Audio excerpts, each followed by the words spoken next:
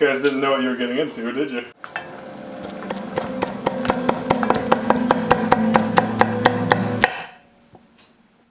Hi, I'm Phil. I'm Kevin. Welcome to Pretty Good Cooking. Pretty good. Tonight on the show, we're gonna go to great lengths to teach you how to make an Italian feast. But we're not just gonna make, cheap, shitty Italian food. We're gonna try hard. We're gonna make Italian sausages from scratch. The first step is to open this fine imported Italian wine. Imported by Vius Imports. Oh, my lord. Terre Siciliane. I'm trying to not hurt myself. That's kind of a challenge sometimes. Okay, we need 3 tablespoons. And this is for our Italian sausages. And then the rest is for drinking. Wow, I'm thirsty. Oh, whoa, look.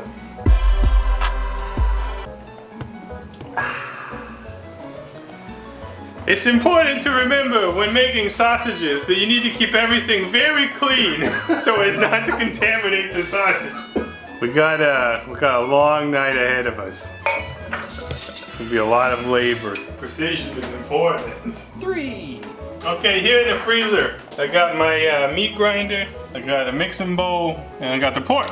You want everything in the freezer for a little bit, not so as much to freeze the meat, but so much as to make it firmer, easier to cut, easier to grind, and I'm gonna chop this into pieces. Here I have a pork shoulder, and we got the marbling, which is important for sausage making. You want fat, gotta have the fat. I'm gonna work on breaking this down. This is about 3 pounds, so we're gonna actually cut off most of the fat because we gotta trim it up a little bit more than the regular pork. My grinder is just a KitchenAid stand mixer grinder. It can only handle like pretty small pieces of meat, so I'm gonna actually be chopping it up a little bit finer than you would otherwise. A lot of times you can get away with 1-inch chunks, but I'm gonna go for a little bit smaller than that. Yeah, just like this, and I'll work my way through the rest of the butt. But for the fat, you want to chop it even smaller, and this is partially because you need to distribute the fat throughout the mix. And if it's smaller, it grinds easier, it distributes easier. So I would say just real small pieces like that. I'm gonna work my way through the rest of this pork.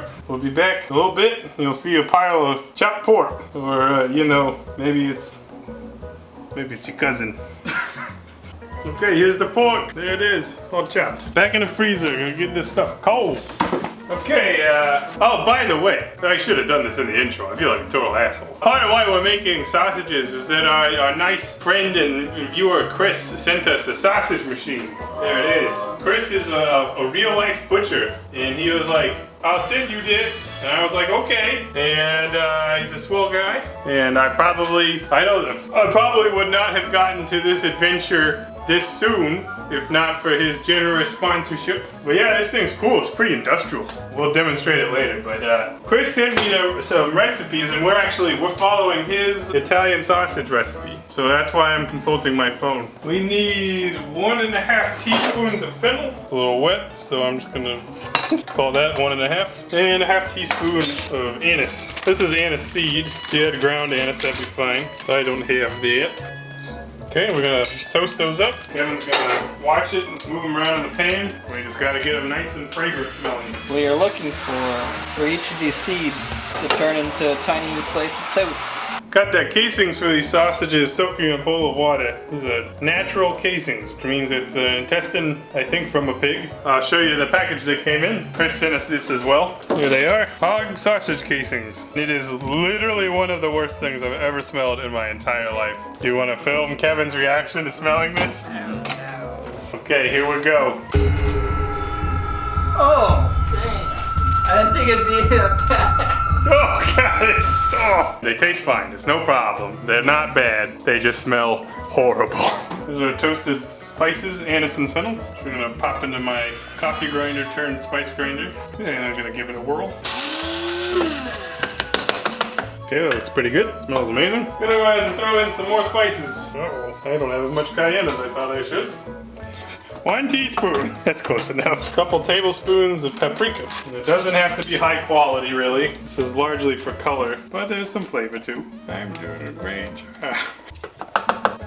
Next up will be some salt. Chris's recommendation was use sea salt. Tablespoon of pepper. So I'm gonna start in this bowl and then try to measure out. This could take years. Okay, needs a little bit more. I'm gonna give this another whir.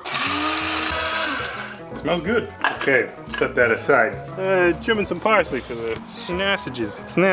Go back inside. Give this a fine mince. I don't think it'd be Italian sausage without fresh parsley. All right, let's measure out our garlic and then we'll start grinding meat. I need a couple tablespoons of minced garlic. Where'd that wine go? Get the f out of my way. Did you guys ever notice that John has a strategy of putting the camera in my face in such a way as to try to prevent me from succeeding at cooking? Well, I can tolerate it, but then when he stands in the way of my wine, that's where I draw the line. Okay, we got the wine, the seasoning, garlic, parsley. Now, a quick note. In an ideal world, you would marinate the meat in this shit so it would absorb the flavor. But we're operating on a pretty good cooking timeline. There's no way that I'm gonna prep a batch of sausage ahead of time, remake it in front of you, and then have twice as much sausage. Even though I did make sausage yesterday, it's just not realistic. Therefore, we will be just seasoning it with this shit, and I think it'll taste fine. And the wine is starting to affect me. Here's my meat grinder. Looks like a KitchenAid mixer. Because it is. And you know, like we were saying about it being important for everything to be sanitary, things dirty as hell, but you know, none of these parts are gonna touch the sausage. So here's the meat grinder. So I got the coarse plate on. Why you put it in the freezer? Because every piece of this meat grinding process needs to be cold. The reason for that is that it impacts the actual grind of the meat, and also it's for safety. So keeping it cold keeps you healthy, and it makes a nicer meat. Iggy, shut up. Iggy. Okay, my meat grind set up, plunger, and we will start and put it on 4, I think. Basically, there's a conical spiral in here that you can see moving somewhat. And as you drop bits of meat into there, it pushes them through, and it comes out as ground meat. I'm only a little concerned at the motion of the ocean, but whatever, I think we'll be fine. So I'm going to be continuously feeding meat, and Kevin, you can plunge it if you like. You don't got very little pressure, very little pressure. Well, it's working. Noises that are coming out. It's terrible. Yeah, nothing really to say here. We're just grinding meat. Okay, there's the pork, freshly ground.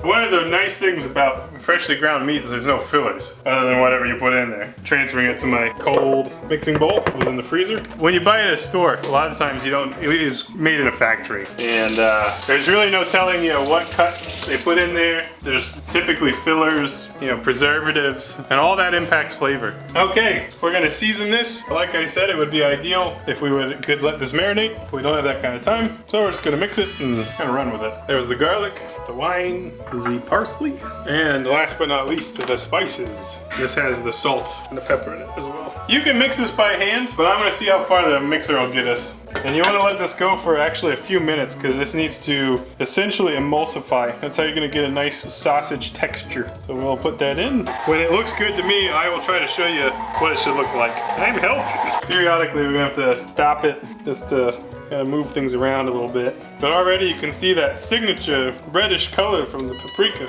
Looks good. Probably like 4 minutes is my guess. And lots of sausage parts. Okay, here's our sausage mix. Check that out. The key is that it looks feathery. And when I say feathery, you can see like the bits of fat that have incorporated into the sausage. I think it'll be nice. So now, start making sausages. It'll be fun. So first, some more wine. Okay, let's set up the machine. Chris was nice enough to send us this enormous 5-inch C-clamp. Unfortunately, there is no counter lip for this to clamp to, so Kevin's gonna have to be a mensch and hold his machine steady. Okay, so this is the plunger, creating a vacuum in the chamber, which shoves the sausage down through here. We're gonna try to use this second from the smallest attachment. And this goes on here. Okay, as Kevin cranks the sausage, it creates more and more pressure that makes the sausage poop out of the machine and into the entrail that we thread upon it. Next, we gotta work on the casing. Here's our horrifically stinky casings. It's gonna get real weird. We use cold water, and we look for an edge to the entrail, and then you fill it with water to get it nice stretched out, and it'll look like a great big condom. Also, putting water through it like this helps remove some of the twists. It's truly like one of those things that you like after you do it for a while, you're like, okay, I understand what I'm doing, but also it's just weird as hell. So I'm usually satisfied when it's completely inflated like that. Remove the water. I'm gonna dry it up a little bit. It doesn't need to be totally dry. We're gonna make one big sausage and turn it into links. That's how sausage is made. I have found that the first little bit of this is the hardest to get on, but after a while it gets real easy. But it tends to go on if you guide it a little bit. So we're using the vacuum pressure to kind of fill a little bit of the casing, and that's making it way easier to thread this. So I was struggling, but part of what we're dealing with here is a tight casing on a large nozzle, which is good for safety. Putting the whole casing on there. We're almost done, just got a little bit left to go. Okay, let's fill her up.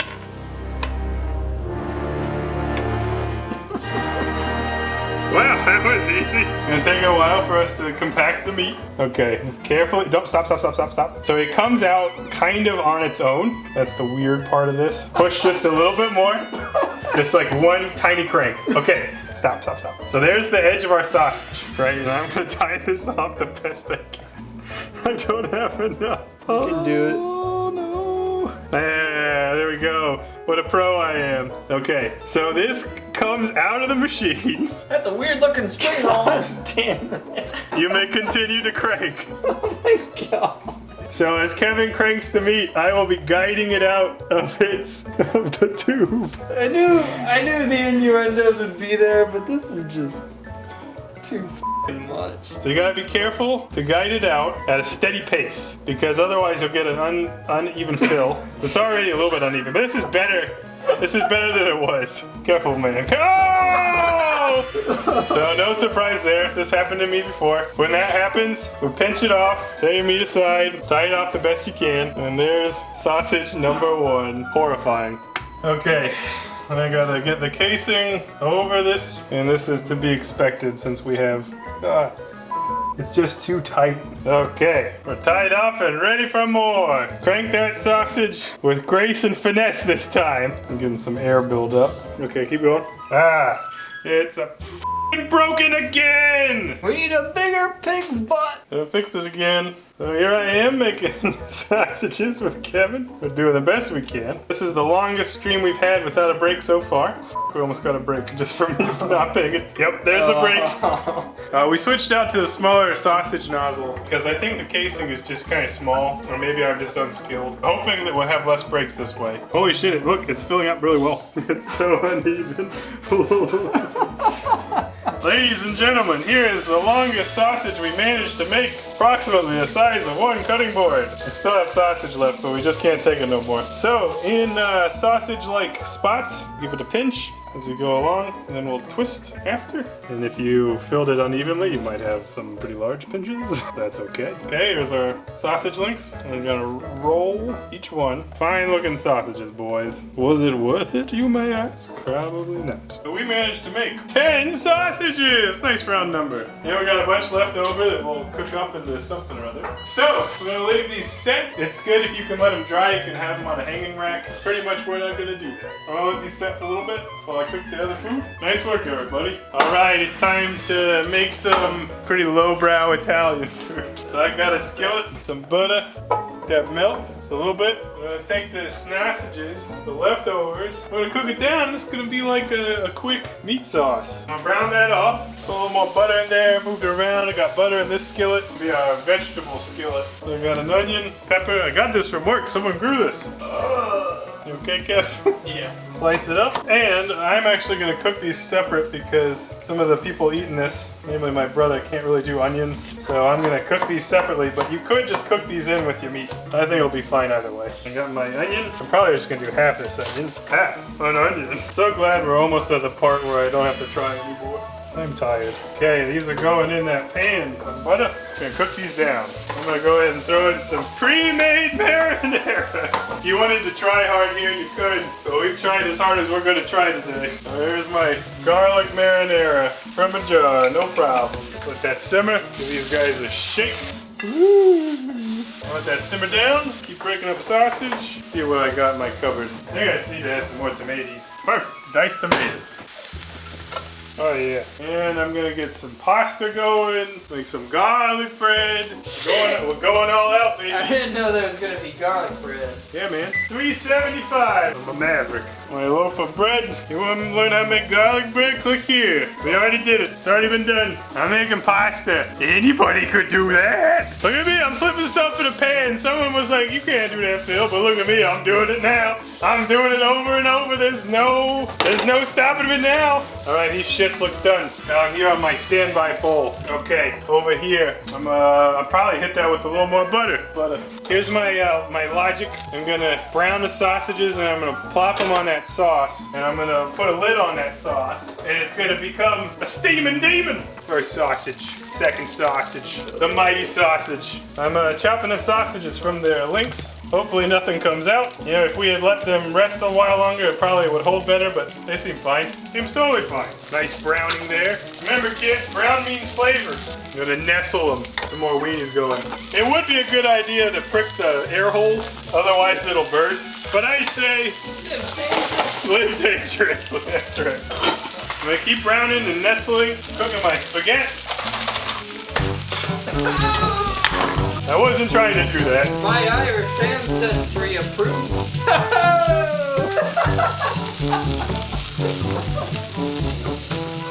Don't worry, you can always recover from this shit. I don't think it's gonna matter. I don't think it's gonna matter. These are genuine sausages. Look at that one's bursting, coming out the back end because it's not tied that well. Interesting. I'm a poopy sausage. Keep doing it till you're done, which might be never.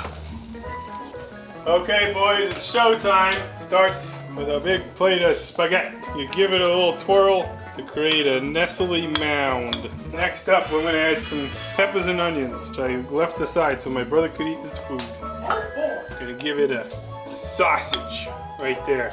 Looks fucking righteous. And then we're gonna hit it with some of that red sauce, which actually looks pretty watery now. I'm not sure what happened there, but I don't care. Next up, some Alfredo. This is like pure excess at this point. You can mix the sauces. That's right. There's our Alfredo. We're gonna put a piece of garlic bread there as like an accent piece, right? On the wedge. Never mind, it looks better that way. And of course, some freshly grated parm. And if you wanted to be even more fancy, you could hit it with more herbs, but we ain't got time for that. Because finally, this episode's done. It took hours and hours. Try that sausage. Look at that beautiful sausage we made with our own hands. Look at that nice grain. Emulsification. This is a successful sausage right here. You know the difference between this and my experience yesterday? I followed the recipe. That's so good! Man, that's like a proper Italian sausage. It's got the perfect level of spice. Hell yeah! I don't think that labor was worth it, but goddamn, that tastes good. And the spaghetti's great too. Okay, folks, that's our show. Would you recommend doing this? No! No one should do this other than the professionals. Goddamn, though. It is tasty. I have a lot of respect for people who make Italian sausage on the regular. Nice job, butchers. Nice job, Chris. Thanks for all the stuff and the instruction and whoop-de-doo and I'll never do it again. Truly, I probably will. No, I will. We'll make more sausage. We'll make more sausage. Yeah. This is only the first sausage episode. There's more to come. Once we're good at it. Yeah, arrivederci. Maron!